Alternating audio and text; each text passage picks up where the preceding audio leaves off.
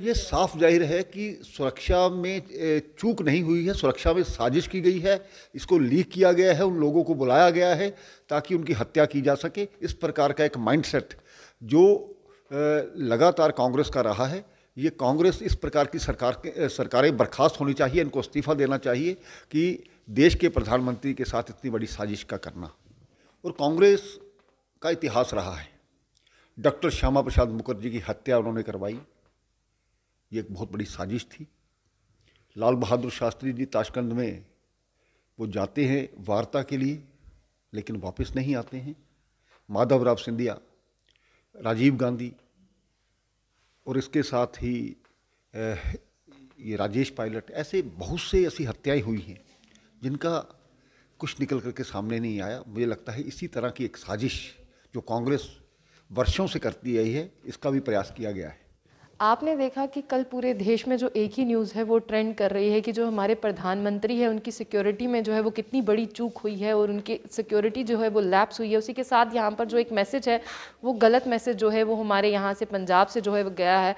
तो हमारे साथ बातचीत करने के लिए कविंदर गुप्ता जी। कविंदर जी, आपको क्या लगता है इतनी बड़ी चूक जो है वो क्या सिद्ध करती है और पंजाब गवर्नमेंट को जो है इस पर जवाबदेही देनी पड़ेगी?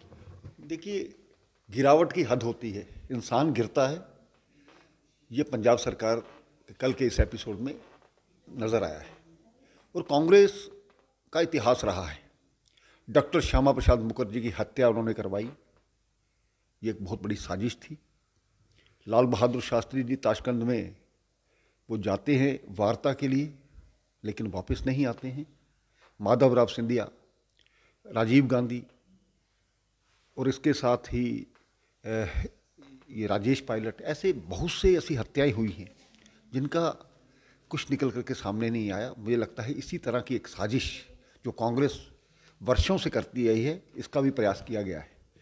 तो ये बड़ा निकम्मापन है और जानबूझकर की हुई।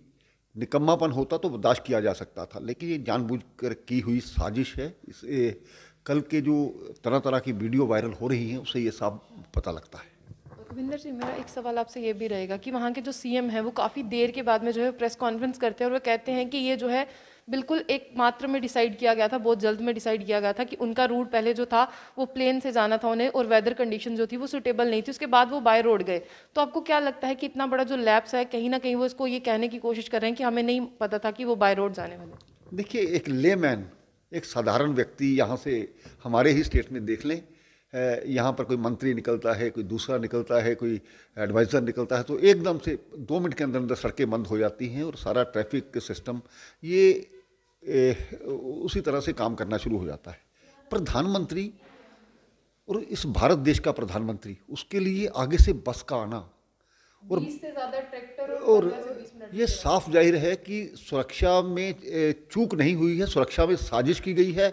इसको लीक किया गया है, उन लोगों को बुलाया गया है ताकि उनकी हत्या की जा सके। इस प्रकार का एक माइंडसेट जो लगातार कांग्रेस का रहा है, ये कांग्रेस इस प्रकार की सरकारें बर्खास्त होनी चाहिए, इनको इस्तीफा देना चाहिए कि देश के प्रधानमंत्री के साथ इतनी बड़ी साजिश का करना।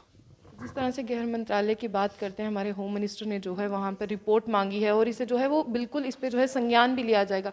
उसी के साथ उनका ये कहना है कि जो बीजेपी पार्टी है वो लगातार इसे जो है वो भड़काने की काम कर रही है, ऐसा कुछ नहीं है, ये सब कुछ अचानक से हुआ है। देखिए, प्रधानमंत्री की सुरक्षा में इस तरह से अचानक ये शब्द कहना उनकी नालायकी को दर्शाता है। अचानक ये कोई आम आदमी नहीं थे, ये इस देश के प्रधानमंत्री हैं जो वर्ल्ड पावर के रूप में जो उभर रहे हैं। तो जब भी कोई व्यक्ति कहीं भी जाता है तो उसकी सारी जानकारी वहाँ के गृह मंत्रालय को और दूसरों को होती है, वहाँ की पुलिस को होती है। और ये जानबूझकर की हुई साजिश है। और जिस प्रकार से कांग्रेस के लोग इस चीज़ का मजाक उड़ा रहे हैं सोशल मीडिया पर, आप देखिए, उससे लगता है कि कहीं ना कहीं ये लोग चाहते थे कि इस प्रकार की घटना हो और वो इन्होंने करने का प्रयास किया। प्रधानमंत्री जी एक ऐसे व्यक्ति हैं जो पूरी तरह से भगवान में विश्वास रखते हैं। मुझे लगता है अगर कल उनको भगवान नहीं बचाया है यहाँ पर एक सवाल और भी है। ऐसा भी कहा जा रहा है, पंजाब से उन्हीं के सीएम ने ये कहा है कि अगर वो चाहते वो दोबारा से जो है अपनी रैली कर सकते थे, बट उन्होंने यहाँ से जाने का निर्णय लिया। उन्हें एक बार बात करके ऐसा भी कहा गया था कि आप आगे की तरफ आ सकते हैं, ये हट जाएंगे, लेकिन उन्होंने ये निर्णय लिया कि वो यहाँ से जाएंगे। और एयरपोर्ट पहुँचते हुए उन्होंने ये कहा कि अपने सीएम को पैगाम दे दें कि मैं यहाँ से जिंदा वापस लौट रहा हूँ। देखिए, ये जो पंजाब सरकार इस पर सफाई दे रही है, ये बिल्कुल गलत है।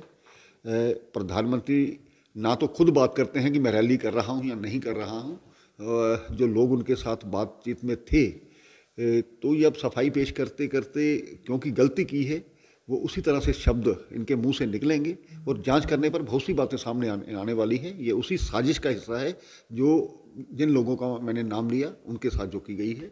ये अपने परिवार को नहीं बख्श सकते। राजीव गांधी कैसे मारे गए उसकी आज तक पता नहीं लगा। बहुत सी ऐसी, संजय गांधी के लिए लोग सवाल इन लोगों पर उठाते हैं।